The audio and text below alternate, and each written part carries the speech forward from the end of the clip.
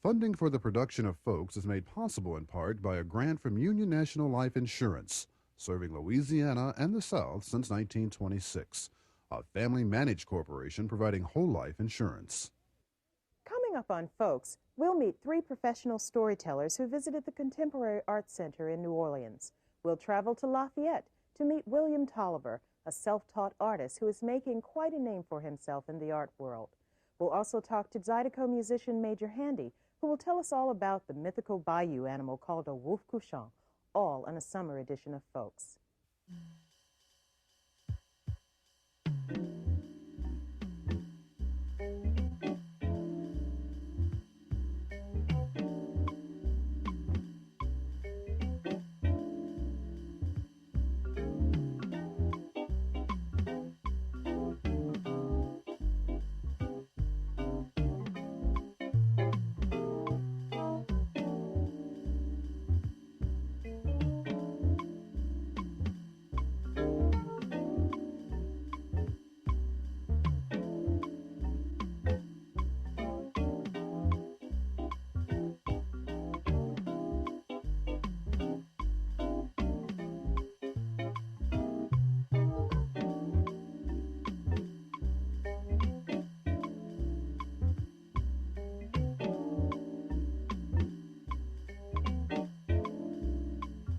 Hello, everyone. Welcome to Folks. I'm Sonya Masingale.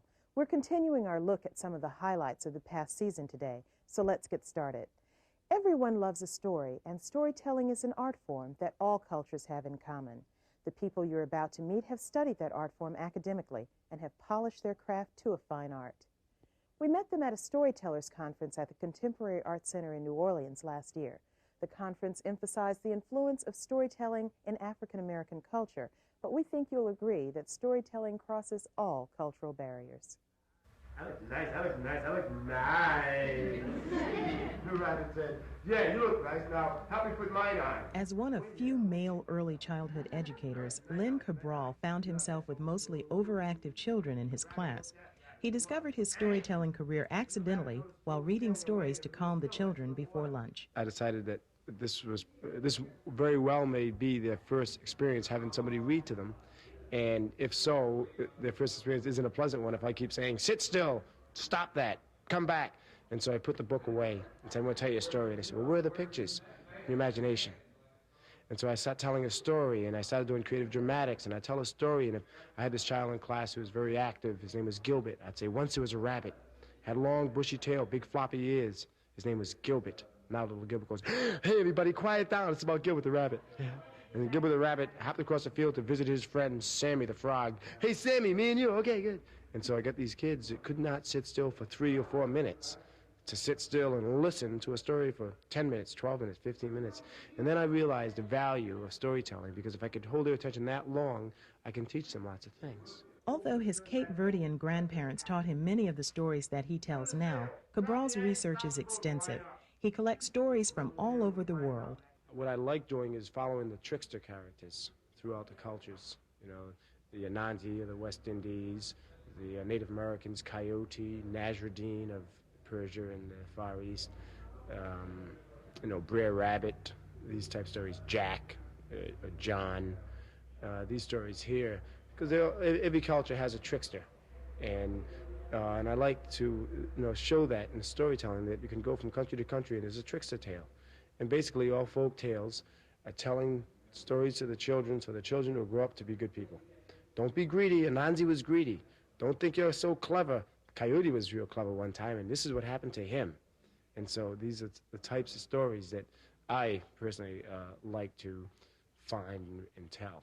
And lit out after that rabbit. Now the rabbit ran, his long tail flopped, and the dog was gaining. How the rabbit came to have a short tail is one of the famous Anansi stories that has African roots. But Cabral often rewrites the stories he tells to suit modern audiences. When I'm doing a workshop with students on telling stories, if they have a hard time writing a story from scratch, I retell a story that they all know, but I tell it differently, and they go, oh. So it opens up another door, say, oh, it doesn't have to be told the way that we heard it before. We can tell it differently. And I tell the kids that stories are not written in cement. Some stories written in the early 20s or the early 1900s you may look at it now and say, oh, that story's sexist, or that story's racist, you know? And at that time, maybe it wasn't thought to be that way. But now, since we're more aware of feelings in different cultures, we realize, well, that story is sort of negative in this respect. So we can change that.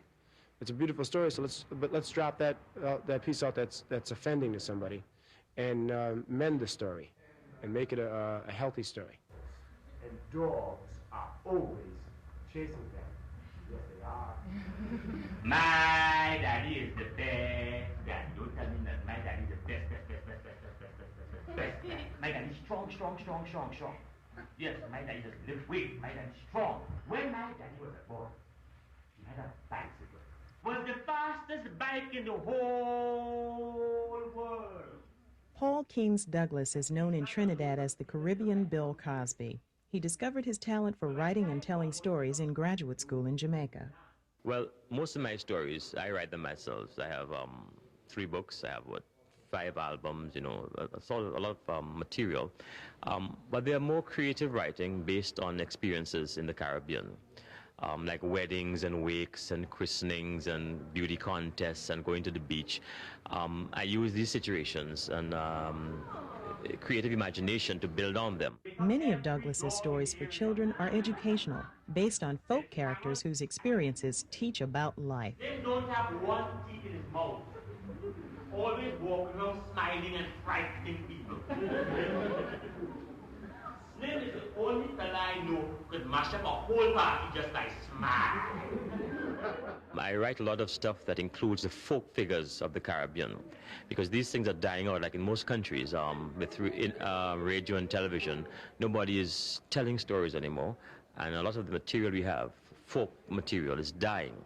And the only real way to make it live is to bring it back in the form where people can hear it and take note. And therefore, what I do, I take a lot of folk material and write creative stories using them as characters. In the Caribbean, we have a whole wealth of, folk figures like Laja Bless, which is a devil woman, the Dwen, which is a child who died without getting baptized, the Mama Malady, which is a woman who died in childbirth and is always looking for the child. Then, of course, you have the Sukuyan, the old woman who can take off her skin and fly at night like a ball of fire across the sky and come and suck the blood from your neck like Dracula. You know, we have plenty. That Phantom, the man about 40 foot tall who stands across the road, and as you pass between his legs, just bam, and he mashes you fine. We have some wonderful folk characters in the Caribbean. But his personal favorite is a story poem that he wrote about a real bit of Trinidadian history.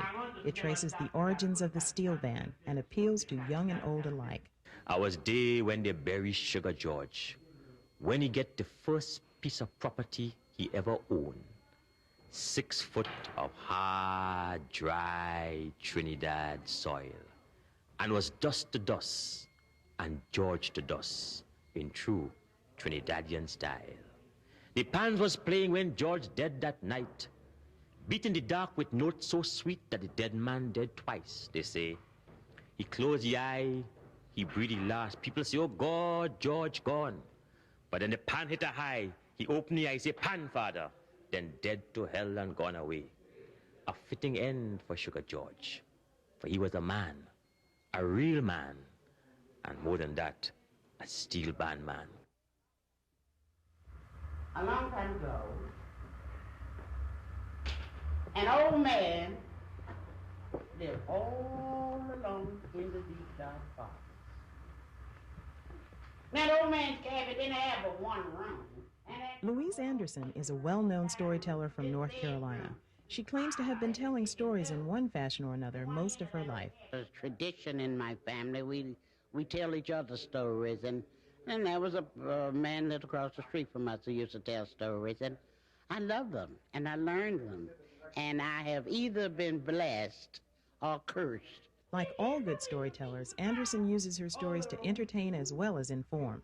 This story teaches the virtues of a formal education. And then the mother tried to blow out the light.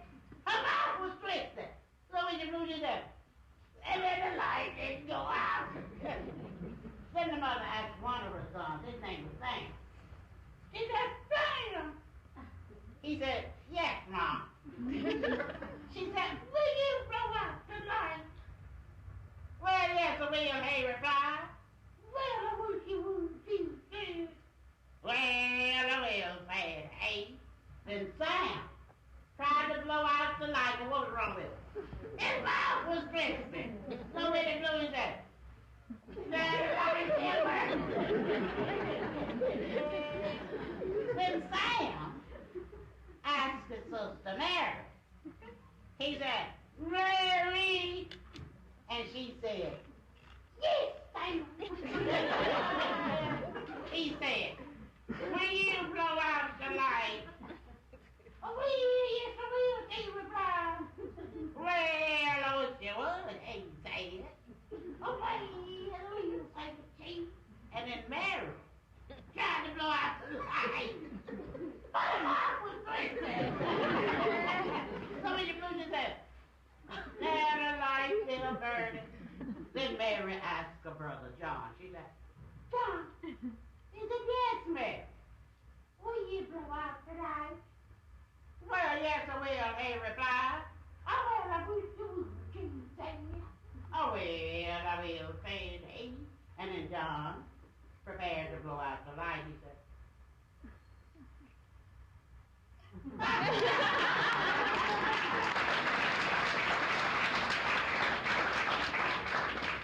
see what happens when you go to school. You learn there's more than one way to put out the light. That everyone loves a story, fact or fiction, is perhaps one of the universal truths that make us a part of the human family. Nowhere is that truth more apparent than in Anderson's true story of collecting folk tales in the mountains of North Carolina. I went to a restaurant, and this little boy was there, and he was fascinated. Oh, I had on all these bright colors, and evidently I was the first black person he had ever seen. Or if he hadn't noticed it, he couldn't help but notice me.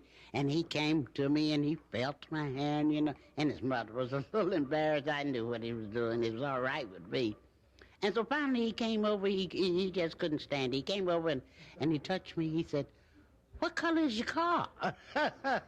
And I told him that my car was red and purple and green and that it had stripes and flowers. And I told him there were tiger skins. Oh, I described a perfect car. And he said, oh, that sounds pretty. And I was delighted because here was a child. I don't care how old he became. In the rest of his life, he would remember his first black person as pretty, you see. And so from that day henceforth, I never worry. All I try to do is be pretty. Our next segment features Lafayette artist William Tolliver. He has never had formal art training, but his work is being compared to the work of great masters such as Picasso, Monet, and Cézanne. In fact, his artwork, which is usually priced from $4,000 and up, is often sold before it is dry on the canvas. Well, I got started drawing. It all still is. I started drawing first when I was 4 or 5 years old. My mother draws a little, and my brother used to draw. He don't draw very much anymore. And we would have drawing contests at home. And this was a form of entertainment. And basically, it stemmed from that. I got interested in it, and I kind of got hooked at a young age, you know. And as I got older, 9 or 10 years old, I started going to the library and found out they had art books, you know. And I started reading art books and copying the pictures and stuff in there. And basically, that kind of kindled my interest, you know. And I found out about oil paints and stuff through reading books. And I went and bought this paint by number set for the oil paints in it, you know. And I found out how the colors went together, you know, through using those paint by number sets. Tolliver's work has come a long way from paint by number sets. This is the Toliver collection at Crutchfield's Live Oak Gallery in Lafayette, where Toliver first began to sell his artwork regularly while he was in between jobs as a house painter. It was a dream, but that's all it was. I never thought it would materialize. So you had people who had colleges, everybody I read about had a lot of critics behind their name. You know, they had all kinds of master's degrees. And they went to this college for so many years and that college for so many years, you know. And this is all you read about when you see an artist in a book or a magazine. And I had none of that, you know. So I figured, you know, the odds were about 1,000 to none, you know. It was an impossibility. Tolliver's themes often depict scenes from his childhood in Mississippi. He combines realism and the abstract to create what he calls representative abstracts. A lot of times you look at a canvas and they give you a certain feeling. Well, this is what I want to be able to do, is to give people a feeling of serenity and security, you know, all that on paint. You know, I thought that would be a great achievement if you could take paint and canvas and turn nothing into something like that, you know. There's a lot of protest art, and you know, around there's a lot of things that has a negative connotation about them. And well, that's all right, they can do that. But mine is basically consists of something that's positive. You know, people working with pride and dignity, you know. The people I grew up with, they pick, you know, a lot of them picked cotton, they worked in the fields. But I didn't see the negative image that had been projected by a lot of painters when they paint those type of pictures.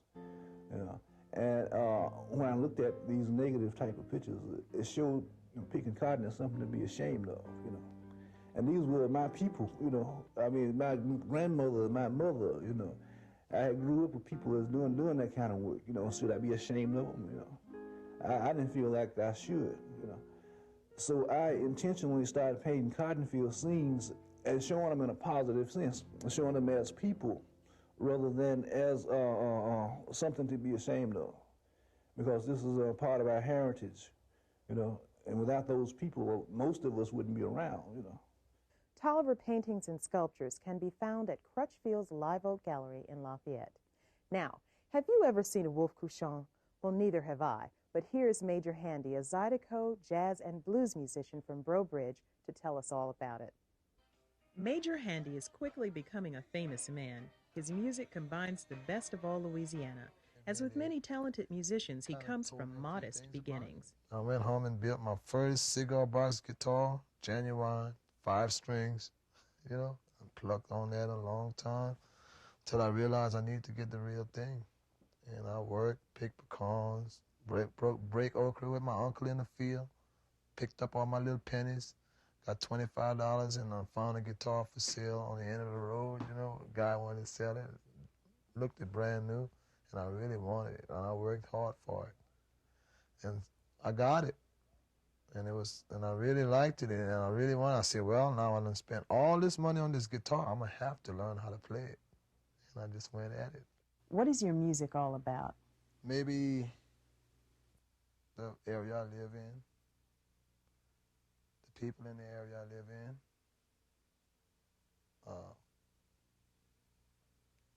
maybe a little bit about love, not too much, bad women. Stuff like that. Why did you name your first album Woof Couchon? The Woof Couchon is that little animal that we're looking for in the wood. It's part pig and part dog.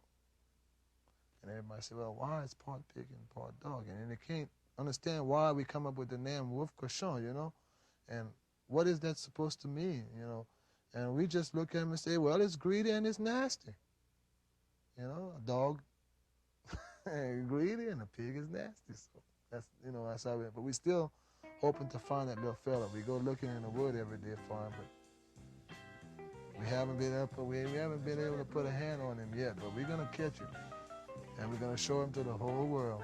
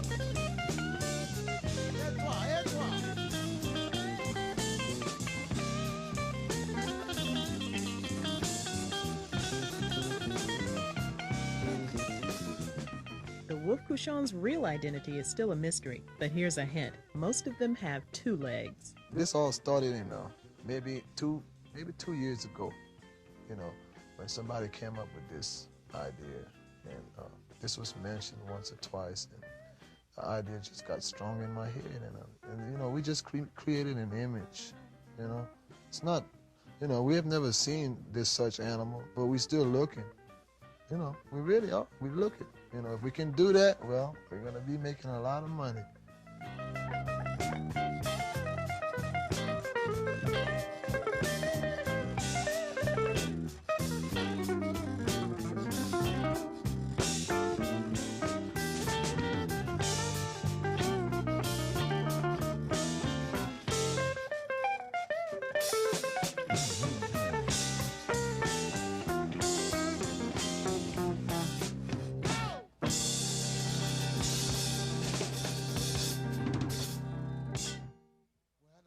Dans l'autre chanson, nous jouons, on allait jouer les Zydeco d'un petit moment. C'était on allait jouer quelque chose dans prends-toi là-bas, cher. I'll take you there. That's what that means. We're going to take you there, okay?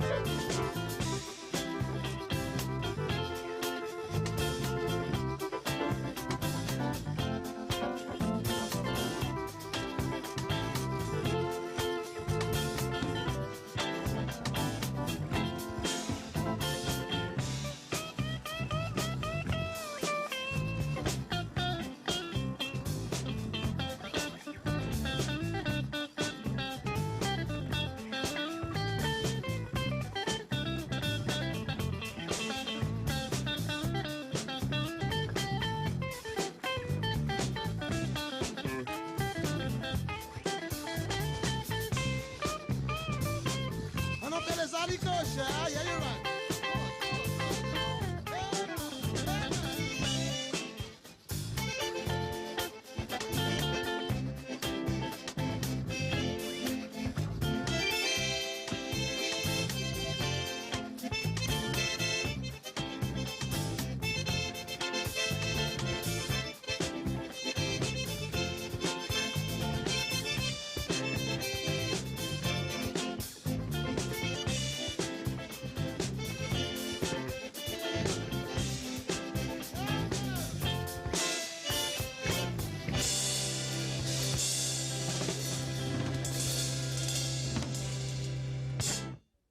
Well, that's it for today's program. Be sure to join us next week for another edition of Folks.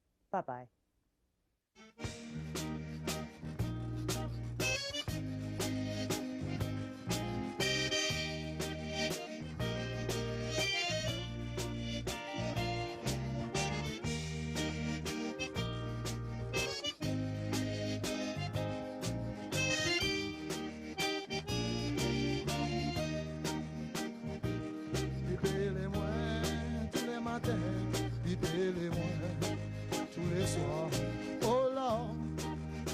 perdis-moi.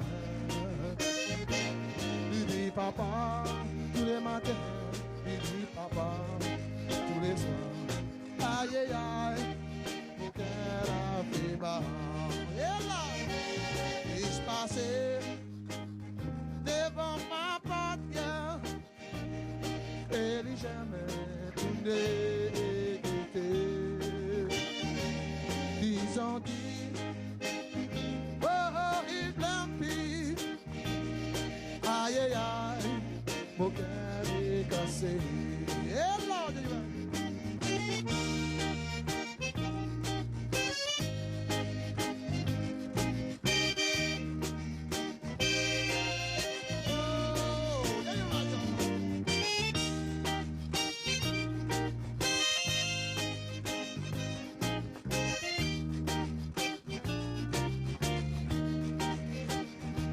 she called me daddy in the morning. She called me daddy late at night. Oh Lord, she just don't call me daddy anymore. She said daddy in the morning. She said daddy so late at night. Oh Lord, she don't call me daddy no more. She passed in front of my house today, and she didn't even look my way. It hurts so bad, you see. Oh Lord, my baby don't love me. Come on, Chris, do it, Chris.